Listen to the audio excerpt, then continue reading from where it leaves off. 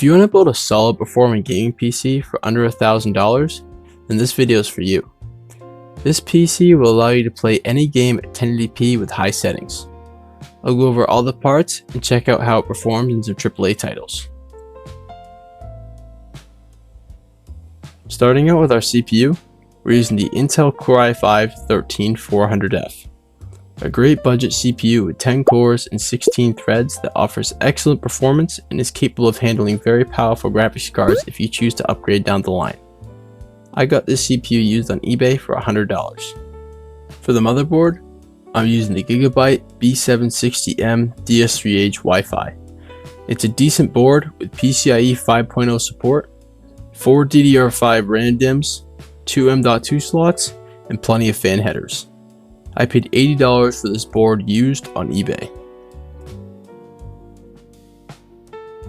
For the RAM, I'm using a 2x16GB kit of DDR5 clocked at 5200 MHz from Team Group. If you're building a new PC with an LGA 1700 CPU, I'd recommend you completely skip 16GB and go straight to 32GB of DDR5. I paid $100 for this kit brand new from Newegg. Moving on to storage, we're using a 1TB WD SN570. A great budget Gen 3 SSD that offers plenty of storage for your favorite games and ensures everything will run as fast as possible. I bought this SSD brand new for $55 at Walmart.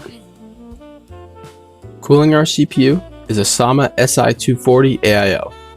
It might be overkill for our CPU, but it looks great in our build and allows for CPU upgrades in the future without having to worry about temperatures. I got this brand new on Newegg for $35 on sale back in January. Now for the case holding all of our components, we're using a brand new option from Okinos, the Mirage 4. It comes with 3 pre-installed AirGB fans with a hub with 1 empty slot for additional fans, a removable drive cage allowing for plenty of room for cable management, 2 removable tempered glass side panels, and plenty of space for a 240mm AIO. If you want to check out the Mirage 4 or any other Okinos product for yourself, I've linked their Amazon store below. Once again, huge thanks to Okinos for sponsoring this video. Powering all these parts is a 650W 80+ bronze power supply from Thermaltake. A great option that will allow you to upgrade the GPU to something like the RTX 4070 or 5070 down the line without having to change the unit. I bought mine locally for $45. Now for the GPU, I went with the RTX 4060 from Nvidia. Even though it's limited by its 8GB of VRAM, it's still one of the best 1080p cards you can get and can take advantage of some of the latest features like AI frame generation, reflex, and DLSS 3. I paid $250 for this Asus dual model locally. The final price I paid for this computer comes out to $726.98. And for that price, I'm pretty happy with it. It looks great and should perform very well. I started testing it in Cyberpunk 2077 at 1080p high with ray tracing enabled. It got a smooth and consistent 68 FPS on average. The game looked great and ran very well.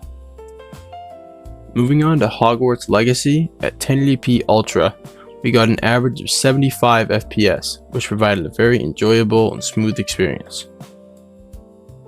Next up is Red Dead Redemption 2 at 1080p Ultra. We got an average of just under 60 FPS, averaging 57, which felt pretty good. Moving on to Starfield at 1080p high with frame generation, we got an average of 61 FPS, which provided a very playable and smooth experience while looking great. So overall, this PC is a great starting point and can play anything at 1080p. And when you're ready to upgrade the GPU, this computer has a great foundation to build on. You could easily add something like an RTX 5070 without having to touch anything else and have a solid 1440p high FPS build. If you found this video helpful, make sure to like. And if you want to see more PC builds and tech content, make sure you subscribe so you never miss a video, and I'll catch you in the next one.